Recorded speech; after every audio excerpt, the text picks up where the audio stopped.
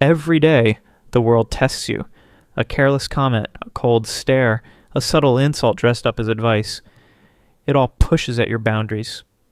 And without even noticing, you flinch. You lash out. You get pulled under by the tide. Suddenly, you're no longer the one steering. You're reacting, not living. You're dancing to the rhythm of other people's chaos instead of standing in your own stillness. But what if you didn't have to respond to every spark that tried to set you ablaze?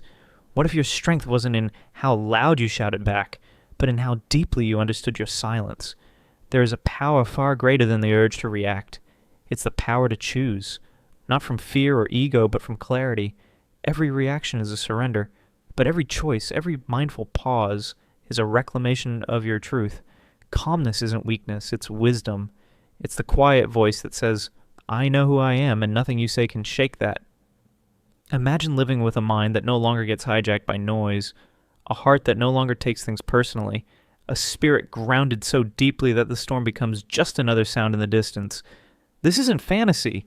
This is what happens when you stop chasing control outside and begin cultivating it within. It doesn't mean you're cold. It doesn't mean you're passive. It means you finally learn to value your energy. You don't hand it out to every provocation that passes by.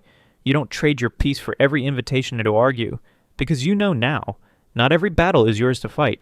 And here's the truth, most people never hear. Your reactions aren't just about the world, they're reflections of your inner terrain. When someone gets under your skin, it's not their power that hurts you, it's your own wounds speaking up. That moment of rage, that flash of insecurity, it's not about them. It's about something unhealed in you. And Carl Jung said it best. What you resist within yourself controls you. What you embrace sets you free. When you acknowledge your emotions instead of suppressing them, you step into your own authority. You realize not everything deserves a piece of you. Some situations are nothing more than traps, bait set out to drain your focus, your fire, your soul. And you are no longer taking the bait. You're not here to chase every whisper of drama. You're here to train your stillness, to build the kind of strength that doesn't need to prove itself. That takes discipline. It takes awareness. It takes time. But in a world that profits off your emotional chaos, your calmness becomes a radical act. While others rush to respond, you breathe. While others scream to be heard, you listen to your own inner voice. While the world spins in panic, you become the one still point that refuses to move. And in that stillness, you discover the one thing no one can ever take from you, your choice. You don't have to be ruled by reflexes born in childhood, by the defenses you were taught to wear like armor. You can unlearn the noise. You can relearn the pause, the breath before the storm, the sacred space where you stop reacting and start becoming. Because that's where transformation lives, in the pause, in the decision to respond not from fear but from power. When someone tries to provoke you and you stay grounded, that's not weakness, that's mastery. When their words fall flat because there's no wound left to strike, that's healing. The world will keep trying to stir you up, but the more you face what's inside, the less it can touch you. You stop projecting your pain onto others. You stop confusing their chaos for your identity. And you start seeing clearly. Every moment, every choice, every breath belongs to you. You don't have to answer to every question. You don't have to match every raised voice. You don't have to throw your energy at every opinion that contradicts yours. Real power lives in silence, in the quiet decision not to be disturbed. There's a rare kind of strength and restraint, in feeling the pull to react and simply watching it pass like a wave that no longer moves you. In listening fully, not to respond, but to understand. In knowing you have nothing to prove, and therefore nothing to defend. Pay attention to what shakes you. Notice the moments that make your hands tighten, your voice rise, your breath quicken. Those aren't weaknesses. They are invitations. Behind every emotional trigger is an open doorway to something deeper, some old story, some part of you that still aches to be heard. Don't run from it. Observe it. Hold it without judgment. Not to blame anyone else, but to better understand yourself. You weren't born to be in a constant state of defense. You weren't meant to feel threatened by every disagreement or broken by every sharp word. There's no peace in living like a mirror, only reflecting the chaos around you. There's peace in becoming the space that holds it all but isn't consumed by any of it. And then there's that aching need to be right, the belief that if we stay quiet, we lose. That silence is surrender, but that's not the truth. Sometimes silence is power. The strongest person in the room is often the one who no longer needs to shout, who has made peace with not needing the last word, because they know what they carry inside speaks louder than anything they could say out loud. When you stop needing to win every argument, when you stop letting your ego fight battles your soul has no interest in, you step into something sacred, freedom. Carl Jung said it clearly. We must bring the unconscious to light, or else it will rule our lives and we'll keep calling it fate. And that unconscious? It's where your reactions are born. It's the childhood wound you forgot about, the unspoken fear still echoing in your mind, the self-doubt that wears the mask of anger. Every time you react automatically, you're living from that place. But when you start noticing it, truly noticing, it begins to lose its grip. Watch your thoughts, watch your feelings, not with shame or resistance, but with curiosity. What story is playing out inside you when someone criticizes you? What fear rises when things don't go your way? The moment you become the witness instead of the puppet, you begin to choose differently. Some people live like they're walking on a minefield. Every word is a threat. Every disagreement is an attack. But the world is not the enemy. It's the inner war that keeps bleeding into everything. Calmness isn't denial. It's mastery. It's knowing you can feel everything without being ruled by anything. It's not about ignoring pain. It's about not drowning in it. It's not about forcing positivity. It's about holding space for discomfort without letting it take over. As this is the heart of emotional dignity, where you no longer let your worth hang in the balance of someone else's approval or rejection. Where you realize you don't have to fight every time someone hands you a sword. You can decline the battle entirely. You can protect your peace without hardening your heart. You can walk away and still carry your power with you, because true strength isn't loud. It isn't reactive. It doesn't need to make a scene. It's quiet. It's intentional. And it lives in those sacred moments when you say nothing, not because you're defeated, but because you've already won. Before you say a word, just breathe. Not shallow, rushed breaths, but 3 deep, deliberate ones. Feel your lungs expand. Let your shoulders fall. That single act can change everything. It's not just about calming your nerves. It's about claiming the space between what provokes you and how you choose to respond. In that space, your power lives. And at the end of the day, when the noise settles, sit with yourself. Open a blank page. Write what shook you, what triggered that heat in your chest, that tightness in your throat. Be honest. What did you say? What did you wish you'd said instead? That simple act of reflection becomes a mirror. And in that mirror, you start to recognize the patterns you didn't know you were repeating. You begin to catch the storm before it forms. Then practice the art of the pause. If something upsets you, walk away. Not forever, but for now. Give yourself an hour, a day if you need it. The world convinces you that everything needs an instant answer. But that urgency, it's a lie. It's a trap for your peace. Not every fight is worth the fire it costs. Sometimes the wisest thing you'll ever do is wait. Not to suppress your truth, but to speak it from a place of steadiness, not reaction. No one expects perfection. But presence, that's where healing begins. With every pause, every breath, every moment you choose awareness over impulse, you're rewiring something deep. You're taking your life back from the old programs that have been running you. You're becoming the one who chooses, not the one who's pushed. Jung said that we can master every method, memorize every philosophy, but when it comes to touching the soul, ours or someone else's, we must show up as human. So meet yourself with grace. Let your growth be messy, uneven, real. Each time you choose calm over chaos, you are changing not just your behavior, but your entire internal world. And maybe right now, you're tired. Maybe you've tried again and again to respond better, only to lose your temper in the heat of a moment. Maybe you're disappointed in yourself. But listen closely. Transformation isn't linear. It's not a staircase. It's a spiral. You'll circle back to old struggles, but each time with a little more wisdom, a little more strength. You are not broken. You are in process. And the most powerful thing you can do is keep showing up for your growth, even when it feels slow, even when it feels like nothing's changing, because something is. Carl Jung believed that we do not become whole by chasing perfection. We become whole by embracing the parts of ourselves we've long kept in the dark. The anger we deny, the control we pretend not to need, the fear we bury beneath confidence. It's all part of the healing. You don't rise above your shadow by ignoring it. You rise by facing it. When you live in constant defense, the world starts to feel like an endless battlefield. You brace for impact, armor up as to prepare to strike. But it's not the world that's attacking you. It's your past echoing into your present. That's why every reaction feels so much bigger than the moment. It's not just about now. It's about what hasn't yet healed. But there's a shift that happens when you change the way you interpret the world. When someone criticizes you, you can crumble, or you can see it as an opportunity to root deeper into your worth. When someone overlooks you, you can shrink, or you can remember that your value doesn't disappear when others fail to notice it. That is freedom, not pretending to feel nothing, but learning to respond with awareness. That freedom isn't given. It's earned through discipline, through inner work, through training your mind to act with intention instead of reflex. One of the most powerful tools you have is imagination. Before the tough moment comes, visualize yourself in it. See yourself steady, calm, rooted. Picture your breath slowing, your voice clear, your exit graceful. This isn't fantasy. This is preparation. You're teaching your nervous system how to stay grounded. You're rehearsing the person you are becoming. And when the real moment arrives and you stumble, it's okay. Don't shame yourself. Adjust. Try again. No great transformation comes without failure. But every time you choose peace over pride, stillness over spectacle, you grow. And while you're doing this work, protect your space. Surround yourself with people who calm your soul, not those who constantly ignite your fire.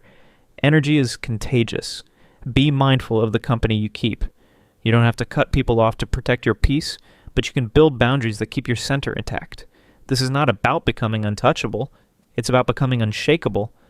And that difference, that quiet shift, can change your life. What you say to yourself when no one is watching is the quiet force that shapes how you move through the world. If your inner voice is filled with blame, shame, and criticism, don't be surprised when it spills over into how you speak to others. But when that voice becomes softer, when it starts to sound more like a friend than a judge, everything outside begins to shift too. Because your reactions, your triggers, your outbursts, they aren't just about the outside world. They're echoes of your inner conversation. And if you want to change how you respond to life, you have to change what you whisper to yourself in the dark. Jung captured it perfectly. He who looks outside dreams. He who looks inside awakens. This right now is your awakening. The moment where you stop letting every external noise decide your mood and your peace, your direction. You are no longer here to react on autopilot.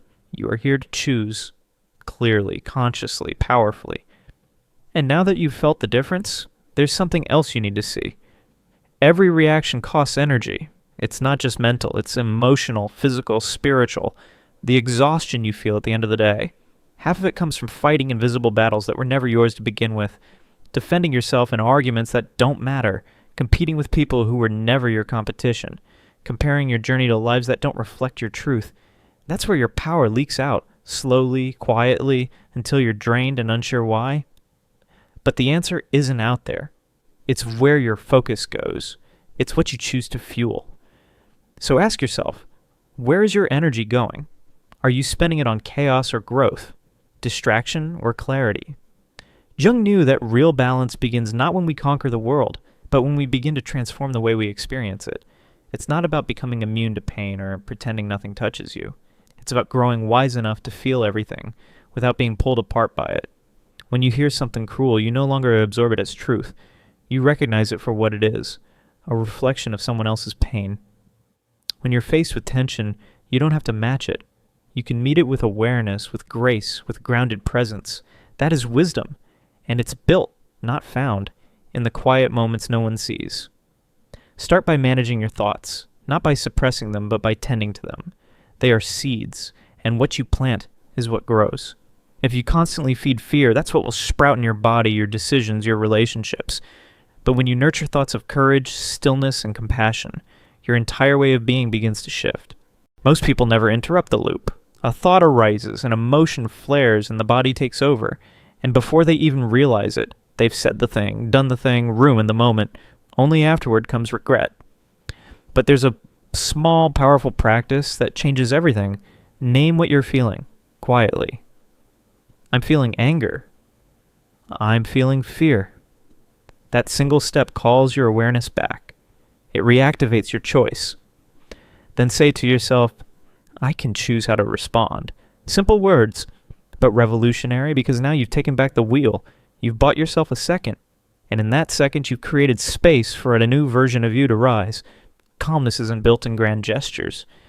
It's trained in the quiet places, waiting in line, being misunderstood, sitting in silence, forgiving someone who isn't sorry, forgiving yourself when you stumble. That's where mastery is formed. Not in avoiding discomfort, but in meeting it with presence. And don't forget, your surroundings are shaping you too. Who gets your attention? What content fills your mind? What kind of conversations are you engaging in? Are they helping you grow or keeping you stuck? Jung once said, "Show me someone who consumes chaos, and I'll show you someone living in inner war." So be honest with yourself. Are you feeding your peace or your pain? One simple way to reclaim your center is to build small rituals of silence. Just 5 minutes a day. No phone, no noise, just you and your breath. Sit with yourself. Breathe. Listen. Let that space become your anchor. Because when the world tries to shake you, you'll need a place inside that stays unmoved. And if something in this message is helping you breathe deeper, see clearer, feel lighter, then mark this moment and say it to yourself. Say it out loud if you need to. I choose calm. Let it be a declaration, a commitment, a reminder. You're not just watching a video, you're rewriting your story. And it begins right here, in the stillness you choose to protect. Freedom is choosing your response, even when your emotions demand otherwise. It's knowing you have the fire, but not letting it burn everything down. It's recognizing the storm within you, and still choosing not to throw thunder at others. That's the quiet revolution of the soul. The shift from chaos to calm. Not because life is easy, but because you become grounded enough to walk through it differently. Calm isn't something you achieve once, and then hold on to forever. It's a practice, a return, a choice you make again and again, especially when it's hardest. The world will still test you. People will still misunderstand you. Life will still present moments that sting. But the way you meet those moments, that's where the transformation lives. Carl Jung never promised that we'd escape the shadow. He taught us to face it, to integrate it, to live with it, not in fear, but in truth. Wholeness doesn't mean you're always peaceful. It means even when rage rises, you can feel it without letting it control your voice. It means you can sit with discomfort and not abandon yourself. That's maturity. And it takes time, patience, radical responsibility. Radical responsibility doesn't mean blaming yourself for what life throws at you. It means owning how you respond. That moment someone pushes your buttons, you breathe instead of explode.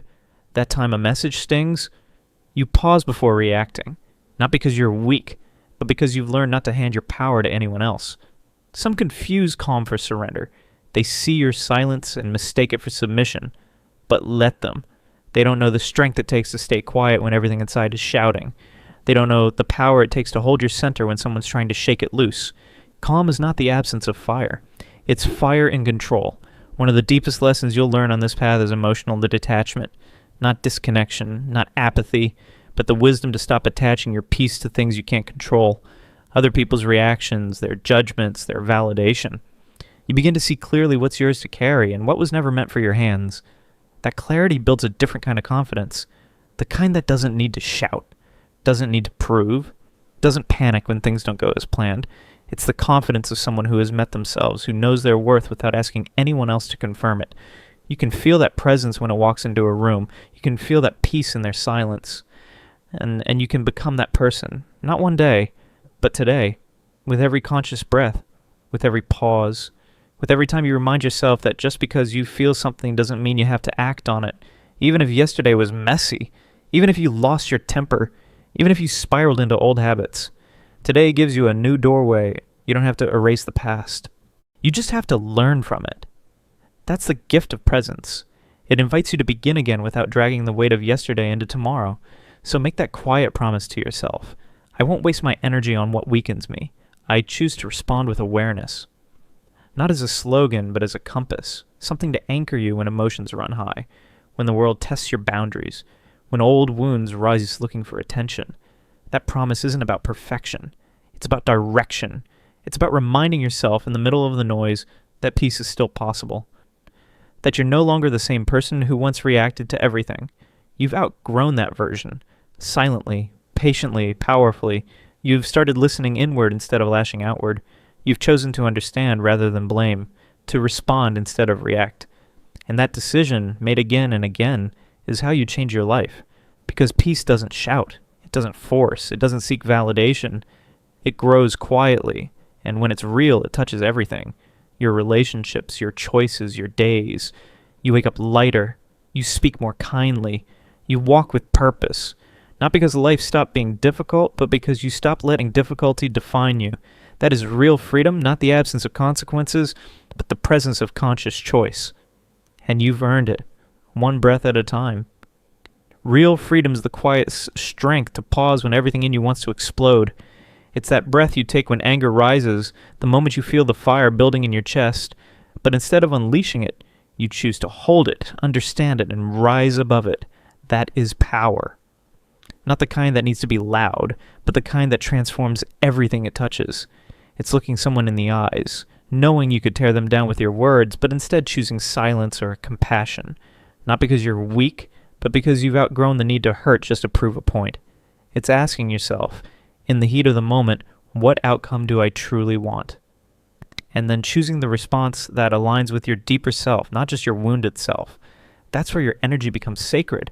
You don't waste it in battles that serve no purpose. You don't spill it in trying to win arguments that don't bring peace. You protect it. You guard it. Because you've realized how much it costs to give your power away to every trigger, every slight, every passing offense. And when you begin to live this way, intentionally, mindfully, you're not just healing yourself, you're healing a pattern. Maybe it's one that's lived in your family, in your culture, in your lineage for generations. The one that says, react fast, fight back, never look weak. But now, you are choosing to be the break in that chain. You are choosing a higher path. You are becoming the stillness in the storm that no one saw coming. And the beauty of this is, it's not just about you. This calm you're nurturing becomes a refuge for others. You become the kind of person others feel safe around, not because you fix everything, but because your presence doesn't demand anything. It holds, it listens, it allows. People begin to breathe differently around you. They soften, they open up, because you've made it safe to be real, not by preaching peace, but by embodying it.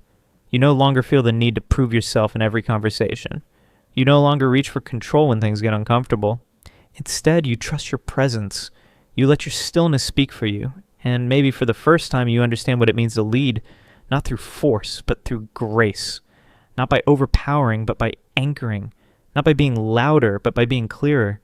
If something inside you is resonating right now, if you feel like your soul is finally exhaling, it's because you've reached a turning point. A new chapter is opening, and in this chapter your identity is no longer defined by how quickly you react. It's defined by how consciously you respond. You're not your reactions. You're not your rage, or your sadness, or your fears.